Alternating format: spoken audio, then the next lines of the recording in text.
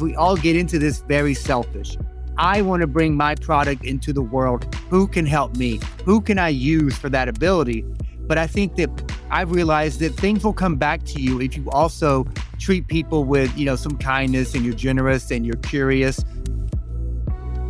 Welcome to the B2B Breakthrough Podcast. We're here to bring you all the best knowledge, insights, and strategies from e-commerce experts, successful business owners, and the team at Alibaba.com that you'll need to grow your business and achieve your next big breakthrough.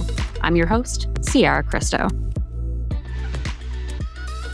All right, today we've got Justin McClure, the guy behind the Mighty McClures, one of the biggest family content creators online with 15 million followers and a casual 4 billion views. But here's what's cool. He's not just a YouTube wizard and storytelling pro. He's also jumping into the world of product creation with the ultralight. We're going to chat about going from viral videos to inventing, how social media strategies actually work, and how his family's adventures fuel his entrepreneurial fire. Justin, welcome to B2B Breakthrough. Thank you. I was listening so well. I was like, wow, is that me? Who is that guy? Sometimes you've been doing this so long and you forget that you have 4 billion views. You forget about these things. Yeah, those stats are super impactful. And I mean, taking a beat to really reflect on what you've already accomplished. Yeah, it can sometimes rock your world a little bit. Yeah. My wife and I were talking about, we started in 2017 by accident. We had a viral video that kind of went out of nowhere. Next thing you know, we were on Good Morning America in today's show, and people were like, who is this family? Let's see more of them. And so, it's a little bit tricky. So for us, getting into other things like other verticals, other products, it kind of shows people that you need to be business savvy. You can't just say, I'm going to get in front of a camera and try to be entertaining. You have to have other verticals to really, really make it these days. So, you come from a production world. How has that kind of informed your journey with your family and your channel, and to kind of strategize that? Because as you mentioned, that's not a skill set that everyone has when they're starting out with this. So what was it about your background that really helped you feel confident in pushing that forward with the Mighty McClures? Well, I think I've always been a creative person. So getting into the whole YouTube world, when this kind of started, it was something fun for me because I said, I can work on my photography to take pictures. Because obviously in the beginning, the pictures kind of boosted the whole profile. I can work on my video editing. I can learn Adobe Premiere. I can learn all these different things. So it was a challenge on the creative side to not only be creative, but also learn the technology that went with that. I think it's important that people really have to love what they do, because you can't do it long if you don't love it. So it's like we're almost 10 years into it, but we're still coming up with ideas to be clever and creative. It's like, if you really love it, you'll do it forever. So in some ways, I think I'll always be a creative. But in the past few years, getting into the whole production world has also, production as in product, supply chain, all these different things has been a whole nother challenge for me, just like YouTube was in the beginning. So that's been a big challenge in itself, but it's also been very fulfilling to learn these things. Yeah. And so as you've been learning about the production world, the manufacturing world, has your family come along on that journey with you at all? Or, I know that you've kind of got a built-in focus group, a built-in writer's room, as you talk about these creative pursuits. Does that translate into the manufacturing world and everything that you've put into ultralight? So it involves my family, but, in a very interesting way, meaning, here's the ultralight. It's a light that I invented. It's 2025. I came up with this idea, I think in 2021, and I never would have came up with it if it wasn't for my family. So we're doing YouTube videos all the time, 2021, 2020. And I'm thinking to myself, why is there a light for the phone? Why is there a light for the camera that goes on top of the camera, but you can't put a microphone as well? And then I have to have a light over here. There should really be a light that works with every device. I want something portable, works on a battery. And I looked and looked and looked, and there was nothing out there like it. And then I had that light bulb moment of like, what would it be like to invent that light? And then that's when it stopped there, because I had no idea what the next step was. I had no idea. My family was very supportive, because early on, when I told them about the idea and other people, they were like, yeah, that's a great idea. Like, if that was out there, I would buy it. And so I was just really, really dedicated from that point. I said, I really would like to bring this light into the world, because I really believe in it. Like, if only one person buys it, me, I want it. I want to be able to use it. So that was 2021. And then it was a couple years before, maybe it was a year and a half before I got my first prototype. And that was a whole journey of learning about how to get a prototype. And then probably the best money that I spent was on a industrial designer. And this is something great for everybody out there. I spent, I think it was $10,000, which I thought at the time was a waste of money. But I took my idea and somebody said, Justin, you really should give this to an industrial designer. I gave it to the industrial designer, and what they did is they made this. Before this, it wasn't sleek. It was like junky looking, but this here was something that could be manufactured. Whereas what I designed, what I drew out, it couldn't be manufactured. So the industrial designer, one, he made it sleek and modern and great. But the main thing is he sent me something that could be manufactured by parts. Then I was able to, that gave me so much leg room up on where I was, because I was able to send that out to different potential suppliers and say, hey, here's the CAD. This thing can already be manufactured. I'd like to get quotes. It gave me so much education on how to speak about my product. So I'm a big advocate now of people, if they think you have a good idea and you design something on paper, spend the extra money and get an industrial designer to enhance your product, but also give you something that can be manufactured. That is a game-changing piece of advice. It is. I think we spoke to another entrepreneur a few months ago, the guys from Rayco, and we talked about the prototyping phase and how to get your product from this vision in your head, into other people's hands. And that prototyping phase is very important. It is good for you to take the moment and make your designs and piece things together of PVC and duct tape, whatever you need to get something in the works. But that extra step of talking to an industrial designer, now that's where it took it to this extra step of being able to bring it to manufacturers. So how did your transition from working with your industrial designer to people who are actually practically putting these pieces together, how did that transition work for you? And how did you find the right partners to bring it to life? My first prototype was aluminum.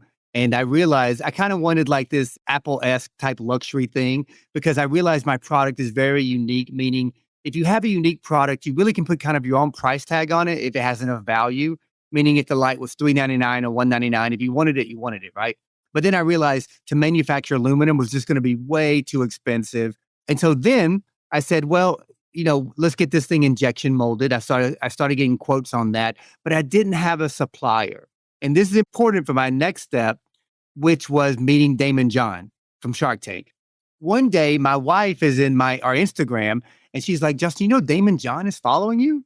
And so I got very curious, because I'm like, here's this light that I'm trying to invent. I have an aluminum prototype, and I think I'm getting burned out by trying to contact suppliers. Then they're probably giving me bad quotes, and I don't know what I'm doing. And so I was kind of hesitant to reach out to him. So I reached out in about a month, and I didn't say, Daymond, why are you following me? I just said, hey, big fan of what you're doing. By the way, I invented this light, and I don't know what the next step is, but I'm so passionate about it. I think it's a big game changer for creatives. And then he said he couldn't mess with it because of Shark Tank. I said, no problem. Then about a month later, he said, hey, can I have your number? And gave me a phone call. Turns out his daughter, who was 7 at the time, is a big fan of our YouTube, the Mighty McClures, because we're family friendly. And I'm white, obviously. My wife is Nigerian. And his daughter one day said to Daymond, I like this family because the dad looks like mommy, because Daymond's wife is white. And so Daymond started taking a closer look at us. So next thing you know, I'm meeting Daymond face to face. I show him the prototype in person. He's like, whoa, this could really be something. What type of help do you need? And I said, well, I only want your help if you want to help. So long story short, that's when Daymond put me in touch with one of his suppliers who does some of his Shark Tank stuff. And that's when I got in touch with somebody who could be trusted, who I said, here's my product. I want to get injection molded. And then that's when they also looked at it and they said, oh, we can make this a little bit better. We can do this thing. We can do that thing. We can make it a little bit better. And so meeting Daymond, which is rather fortuitous, got me into that world, which once again got me to kind of a trusted supplier. Fast forward until now, and we're about to have 2,000 units roll out of Ningbo all the way here to the US and it's time to sell this stuff. It's so important for people in my space, creatives, YouTubers, or Instagram, TikTok, whatever you do, to not give up because it can be done. It's not as complicated as you think. You just have to really, really focus on it because it can be overwhelming. But if you really, really want to do it, I think I'm proof that it can be done because a few years ago, I had no idea about any of this. I just sought to really learn something every day. And I knew that like I wanted to see my light as a reality that people could buy and purchase and use and hopefully get the same value from that I've got. Yeah, I mean, your story is such a huge testament to the value of building relationships in this world as well. I mean, there's so much that's fortuitous about the way that Damon John came into your life, but you seize those opportunities. They come to you, and you have to take advantage of them in the most positive, constructive way possible, and continue to build on them and find those the manufacturers who are able to support you and change the way that you approached injection molding and all of those processes. And so hearing the story from you and all that you've learned in that process, what were some of the surprises to you along the way, or the things that really caught you off guard that you were able to learn and grow from, that you would maybe pass on to another entrepreneur and say, keep an eye out for this? I want to go back to something We you can come back said to it, about yeah. relationships. About relationships. Now, Damon John's on Shark Tank. Now, the way I approach this, and this is important for me to say, because anybody listening, is I tried to add more value to Damon's life than he could add to my life. I went into his life and I said, his YouTube kind of sucks. I could help make that better. I could give some ideas over there. He needs some help over here with this company. Hey, Damon, you'll be coming as a fractional CMO. I'll go in there, wreck stuff up, make it better.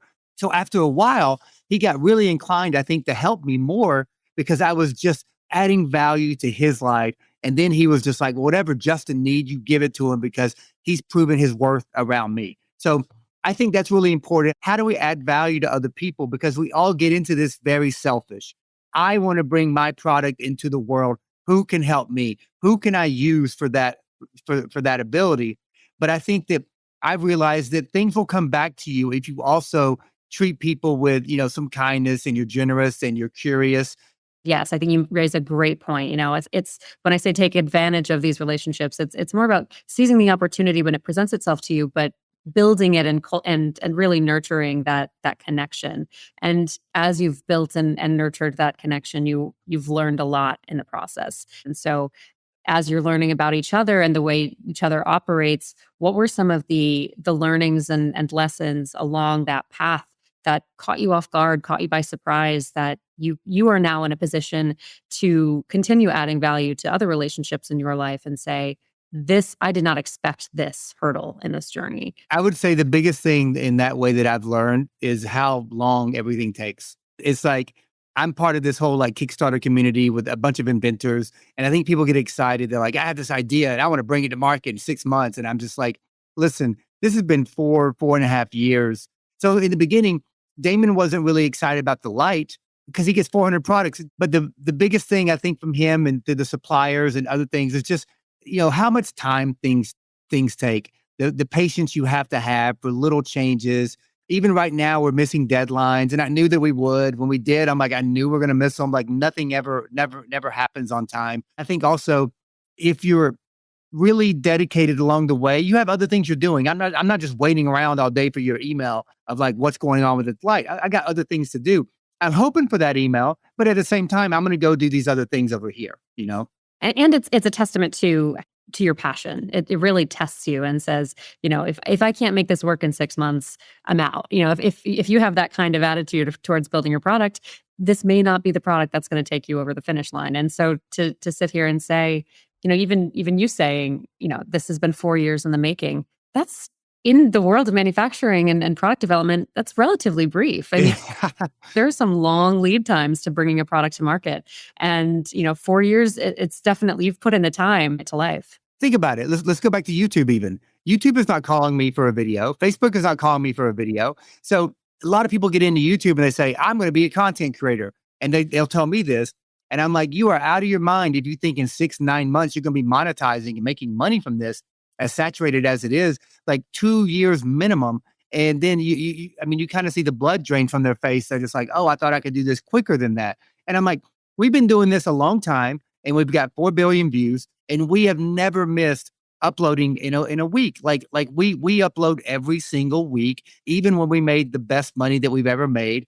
We didn't take time and say, hey, we're going to relax for 2 months. We kept making content. So I think when you keep that type of drive, you realize that 6 months will go by fast, a year will go by fast. And next thing you know, for me, the light, 4 years. So I think with our career and relationships and inventing, it's that level of patience is required to be successful. It's not going to happen immediately, period, in life. Yeah, you need to invest the time on top of all of the other resources. Time is the biggest resource that you can really dedicate to making your product and your business successful. You mentioned some of these hurdles that, may interrupt the flow of a relationship and really just put a damper on the whole process.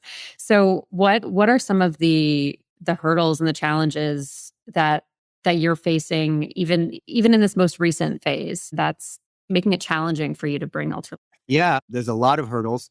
And they're all like little fires you put out. And then there's another one right around the corner. But fulfillment. So let's say that you invent something and you put in an order. And let's say, my cost of goods on this is like $40 and I'm going to sell it for 189 because I'm marking it up, enough to make a profit. And so, okay, then my cost of goods is 40. If I'm getting 2,000 of them, that's $80,000. So you put in an order for 80,000. And then, so they're going to come over on the ship or the airplane for me to ship because that's cheaper. Where am I going to put it? Where am I going to put it? I just decided I want to do this myself. I said, I want to know that in the early stages before it got too big, hopefully it gets too big, that I did this myself and I outgrew it myself. So we hired my nephew who's 18 and I said, okay, well, I think I can give you a job in fulfillment. And so long story short is then we secured a lease and we're going to do the fulfillment ourselves, which required me learning about, freight forwarding and getting the product over here, X Works versus FOB, and all these different things. You got to when I'm talking about freight forwarding, if people aren't sure, is if you have something in India or China or some other country and it gets to the port. Well, at the port, it's their country's done, China's done. So then you have to get it over into your country for me, and that's called freight forwarding. And so then you got to deal with customs and duties and taxes and all that kind of stuff. So after learning about that, then I was like, okay, well, we got to get it all the way to this fulfillment center. And then I got to learn about shipping. So that's been the biggest hurdle of the past probably month, is just figuring out what to do with this product. But the good thing there is to segue into, we have 2 other products. My wife has a skincare line, which we're sourcing. And we're using and at this point, because my knowledge is much better, I'm using Alibaba for a lot of things that I can really go in there now and I can look at suppliers and I can vet them. I can see if they're credible. I can even look up their addresses. So the ultralight. And we also have my wife's skincare line, which I'm sourcing. And that's going to be like 6 skincare products. And I have another product that I've been sourcing for the past 2 years. So I noticed on social media, there's a lot of people cleaning headstones. And I'm like, there should be a kit for that. There should be a nice, compassionate kit for people who are grieving or want to clean a headstone. So I put together something called Headstone Helper. And it's got a cleaner and a journal you could write in to take your notes. It's got all the tools you would need and a towel and a backpack so that when you go into the cemetery or wherever, that, you have a little kit. So that's almost done as well. And we're dealing with 13 different suppliers because, one supplier's doing the brush, one's doing the goggles, one's making the bucket, because they're all so competitive.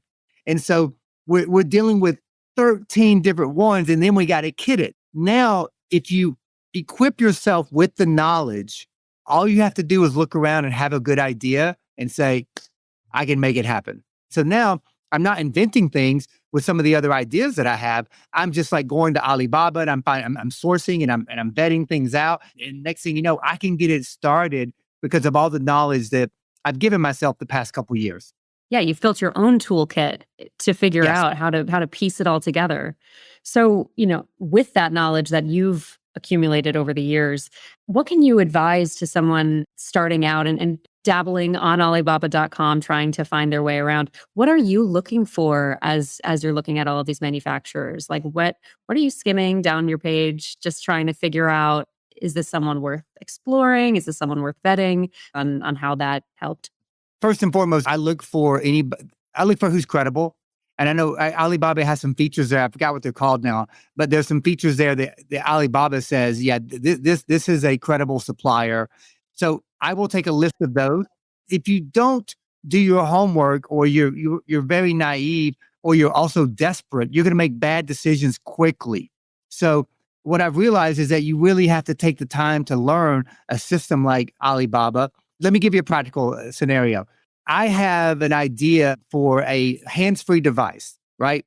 So I see people walking around my neighborhood and they're doing Zoom calls, walking around holding their phone in front of them, right? I'm like, there should be something we don't have to hold our hands anymore. And so I looked on Amazon and I looked on Alibaba, and they have something out there like it, but it's not what I would buy. So I found the best thing I could on Alibaba with a very credible source. And I contacted somebody. They said, yes. So the first thing I said, give me a sample. They sent me a sample. And I said, then I started communicating with them. I said, if I get 1,000 of these, I see that this is not in the market anywhere. So if I'm offering to get 1,000, then maybe I want 2,000. If I do well with this, they have incentive to change this product for me because they're not selling a lot of them. So I said, okay, I'd like to have, a bracket that kind of goes up higher so the phone can be up higher. And I need some kind of stability so when I'm walking, it doesn't move around a lot. And then they said, well, how many would you be willing to purchase if we were to make these changes? What I'm saying, I'm negotiating. It's really getting that thing started. And then you can have really good communication, because the communication I've had over there have been no barriers. People are communicating clearly. Sometimes I have to stay up till 9:00 at night or whatever, and that's fine. But it's been really, really interesting to see what you can achieve just by finding the right credible, supplier, and then having, the communication, and then waiting for a sample, and then just kind of like talking back and forth. Yeah, the open conversation part of it is huge, because you figure out questions that you didn't know to ask in the first place, and Yeah. and help figure out, they're capable of making a similar product. Well, yeah, let's talk, because I can help you. This goes back to what you were saying about adding value into a relationship, because you are now, showing them practically, I'm your key demographic for this product. Here's what will make it better. And you have a better working relationship moving forward because of that added value. And what's really helpful about this conversation, and about all conversations like these with suppliers, is it also helps reinforce, really practical problems that people are dealing with in terms of quality control issues. It really helps get to the root of the problem as humans, as that relational connectivity is what is helping you figure out how to solve these little tweaks, little problems with the product itself, and pushing it over the finish line to be something that you can both benefit from, because you're developing a long-term relationship with this partner to really push things forward. Yeah, with the quality control, with the QC stuff, I've had no issue with that. It's like, it's been really, really good. Like with Headstone Helpers, 13 different products that are branded. And I've had no issue with, like, they'll send me little videos of like, hey, how's this towel look with Headstone Helper? How's the bucket look with the light? So I think people need to understand, even though if it's Alibaba or whatever supplier you're dealing with, is that people on the other side, they're very willing to, they want this to succeed as well. These are people that are checking the email. They're reading your question. They're going to answer your question. And so for me, just realizing that, a picture is one step away, or a video, it's been really, really soothing to know that, like, I can get these things answered as I move things along. I want to talk more about ultralight, because now that you are in this position where you are preparing to retail, let's talk about your fulfillment strategy with this. You said you're managing this yourself, you're working with your family. How is that process going moving forward? Can you just give us a little bit more context around your strategy of bringing this to market from both a logistics standpoint and from a marketing standpoint? Well, so we're using a Shopify side. Hopefully, retail for me is not really the play right now. I think I can do better in the e-com space, hoping. So, but my strategy right now is I'm trying to reach out to creators, and I'm trying to reach out to top level, influencers. And I'm just trying to get to them light and say, hey, and this is important for people too. It's like, when you're in my world, try not to ask too much of people. Meaning, I will give you more if you are somebody, you just say, Justin, man, I like what you're doing. I really think you might like my product. Can I send it to you? That's it. That's what I do. So I think it's important for people that if you find the right people who will love your product, just send it to them. And especially as an early adopter, I mean, I've had my light out to enough people that I know it's a good product, but I could send it out to you and you may not love it. I would love to hear your critique before I'm selling, thousands of units. I want to know early on that you think this about it. I'm like, oh, okay. Well, before I order the next batch of 5,000, maybe that's something I need to consider looking into, like playing around with that feature or that lack of something, right? So on the marketing side, obviously I'm gonna have to run ads. And that's another thing is in the past 2 years, I never ran ads before, but I've become kind of an ad expert. And I didn't realize that. But once I realized through Kickstarter is that my ability to tell stories made me an excellent digital marketer because the ads that I put together myself performed exceptionally well, like crazy well. And at some point, I'm just trying to get into the hands of the right person who will be the tipping point. And that's being at the right place at the right time, trying to get to CES and VidCon and all these places where the creators are and just really, really hustling it that way. So that's what I'm doing on the marketing side, which is a lot of work. On the fulfillment side, like I said, we're going to have our own fulfillment center, and I've got a nephew that I'm going to train. So right now, we're just trying to, solve all the little problems that might be coming up. But I think we're doing a good job. My biggest thing right now is I tend to do everything myself because I'm a doer and I have a lot of skills myself, which can be a detriment. You find yourself doing everything because you're capable. So my biggest thing is I got to figure out a way to scale because I need to look at it the bigger picture because I find myself getting there and doing that graphic or learning this thing about AI. And next thing you know, it's been 4 days of like, I haven't really accomplished a lot. I've learned a lot of new things, but I haven't done a lot. So I think my biggest challenge, and maybe other entrepreneurs too, is I got to figure out how to scale better. And there's no way I can grow this company and others by being the guy doing things. Is the complexity of sourcing holding you back? Are you getting overwhelmed by information in an endless search? Now sourcing for your business has never been easier. Meet Axio, the world's first AI sourcing engine that helps you source like a pro with 5 key features. You'll get product inspiration that leverages real-time market data from comprehensive web insights, social media trends, and B2B knowledge. Generate detailed requirements to find the perfect match from AI-verified products and suppliers through Axio's multimodal search. Use Super Comparison to easily discover and compare millions of products from leading suppliers, focusing on the best-selling and most competitive options. With Axio Page, you'll get AI-generated encyclopedia pages that compile verified product information for each SKU.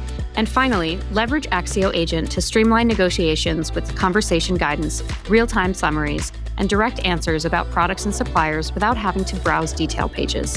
Head over to axio.ai today. That's ACCIO.ai to try Axio for free and start sourcing like a pro. I want to bring it back to Shark Tank because that's where a lot of folks in positions like yours are bringing their products to find resources to scale and really fill in any gaps in their own knowledge and experience. You've done it yourself and you've worked with Damon and have these relationships that have supported you through it. But you've also seen what other entrepreneurs have gone through behind the scenes. Have you learned anything secondhand that has held other entrepreneurs back or that you were able to take and employ to further your own business here, just being on the set at Shark Tank? I haven't been on Shark Tank, but I've been there a couple of times on set just to watch. I think one thing I've learned is that a lot of people think their product is great. And maybe it is, maybe it's not. One thing I early on with Damon, I was very clear. I'm like, maybe my product sucks. Like, I want to use it, but he liked the fact that I was just like, maybe my product sucks. Maybe nobody wants it. I was detached from my ego of like how great this is. And if you're detached, then you're open to criticism that it could be better or there could be pivots that could be more beneficial. A lot of people come out there and they pretend to know what they don't know. And then they're so committed to this thing and they don't know how to pivot or their ego gets in the way or they have other founders and partners and they can't agree on stuff. I think diminishing the ego is probably the biggest thing that you could ever do in life, period. And for me, full stop, I'm 12 years sober. That was also the beginning of me diminishing my ego and me thinking that I'm great or that my ideas are the best. So Shark Tank, I realized there's a lot of people who are very talented, they do very well, but there's a lot of people I think that hold themselves back because of their egos and their commitment to their one product. I love the ultralight, but at the end, it's just a light. Either you love it, you like it, you don't. But when I tell my wife and I tell other people, I don't care. I don't care if everybody buys it and it sits in their garage. That'll make me a fortune, which I'm not driven by money, but I can take that money and I can have time freedom and I can do everything else. You have that behind the scenes privilege there to really understand how that impacts their journeys. And the ego comment is so interesting to hear because people are so passionate about their products, and as they should be.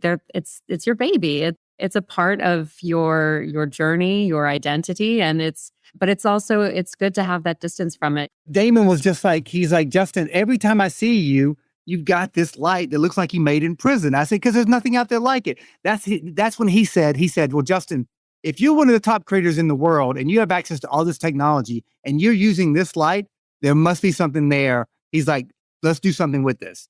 Wow. Let's make it not look like a prison light. Right. It looks way better now. It looks amazing. I mean, you've done such a great job with it, and the functionality is so intuitive. I mean, just even seeing you play with it, it's so clean. So I really, really, really believe in this. I think it can do really well. And if not, I don't care. I'm so proud of myself. Like, I mean, of course I want to do well, but it's like, this is in the world because of me. And that to me is the coolest. That to me is the coolest thing. That's awesome. I love hearing you talk about this. I could listen to you talk about ultralight all day long and your experience with your family, all the product expansions that you're working on. I want to ask you before we wrap up here, do you have any hot takes from this process that you don't think are talked about enough in the product development world that really could be helpful for someone moving forward? I wanted to give up quite a bit. I really did. And I just would encourage people to believe that this world can be yours. So my biggest hot take is that little steps lead to big changes, meaning that if you're completely overwhelmed, like I was day one, because you have an idea for a product, you don't know how to do it, and then you realize how overwhelming it is because of the CAD and the engineering and the logistics and the suppliers. Take one small thing and accomplish that, and then the next thing will manifest, and then the next thing. Because if you do, then the journey will be fun.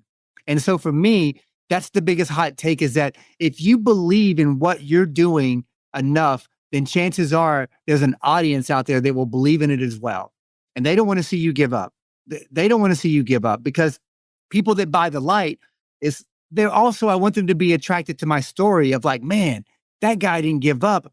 I'm not going to give up on my dream to have a barbershop. I'm not going to give up on my dream to do whatever it is. The biggest thing is figure out a way tomorrow to put one foot in front of the other one and do something you didn't do today, the 1% better. So the passion doesn't override that impulse to quit. It's the small decisions along the way that... It's like either we live passionately or we don't. And at some point I won't be here, and I want my life to be filled with fun things and excitement and passionate things. And bringing this into the world has been one of those. But what else has been? Having a great marriage, being a dad, running a sub 3-hour marathon. These are all achievements that they're there for us if we want them, right? So yeah, I mean, I know that gets a bit philosophical, but that's kind of my approach to it all. I love the philosophy. It's really encouraging, because the times that folks want to quit, it's not the times that they want to talk about, but they're real. And it's important to talk about that along the way as well. So what's next for Ultralight? Give us a little projection just so we can keep our eyes out for what's coming down the pipe. Well, we got 2,000. They should be on the boat. See what's going on with the tariffs. I'm trying to get this over here as soon as possible, to be honest. So the next step is getting it into our fulfillment and then building out my Shopify, which is done. The light is called QOS Ultralight, but I'm trying to build QOS as a tech company. So I didn't mention this real quick, but I also sourced overseas, partly through Alibaba, tripods and microphones. So the goal is to make QOS like a tech company for creators, so that anything that you want, you can buy it as a creator kit. So that's kind of the next steps is getting the ultralight over here, working on the marketing, building out the creator side of QOS, and then running ads, running good ads, getting into the hands of the right people that might be able to bring good attention to it, and hopefully people buy it. Wow. You got a lot on your plate. You got a lot coming up. It is a lot, yes. But you're handling it in stride. I'm loving watching your adventures here. I'm loving seeing the progress of Ultralight. So where can folks follow and find you? Well, Instagram probably is the best thing for me. Justin McClure, JK McClure. You can follow the Ultralight too. It's the Ultralight. You can go to the website too, theultralight.com. So, but yeah, and also anybody listening, if there's anything I've said that I can help, please feel free to reach out, DM. I'm glad to be of service of any way. Yeah. Well, we'd love to see you paying it forward. I think this is going to be a really helpful conversation for folks to hear. And yeah, we'll keep following along to see your progress throughout 2025. Well, thank you, Sierra. This has been great. And I'm glad I've got to share some. And hopefully people listen to this, they come away inspired, and they do the next thing that can get them to where they want to be, whatever project they have. Well, I'm going to take that advice to heart myself, and I hope everyone else does as well. So thank you so much for your time, Justin. Thank you for having me. B2B Breakthrough is produced by Alibaba.com. To find out how Alibaba.com is empowering its customers with the tools, services, and resources they need to grow their business, visit Alibaba.com. And then make sure to search for B2B Breakthrough on Spotify, Apple Podcasts, or wherever you find your podcasts. Make sure to follow us so you don't miss future episodes. On behalf of the team here at Alibaba.com, thanks for listening.